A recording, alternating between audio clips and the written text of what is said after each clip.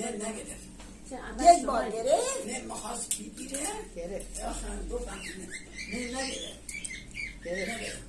نخوان نه اون چون نیت نکرده بود گفته که دوباره فال خودم. بچه ها فال خودم 1/10,403 ساعت 1 بامداد.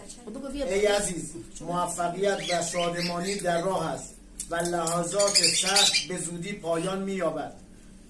با کسی قرار مهمی گذاشته ای ولی پیام خود را از طریق فرد مطمئنی انتقال بده. بگو که آماده همه نوع همکاری هستی. سختی های کار را کم اهمیت بدان تا به مراد دل برسی. از دیگران هیچ گونه توقع نداشته و به خود تکیه کن. در راه رسیدن به مقصود همه گونه تلاش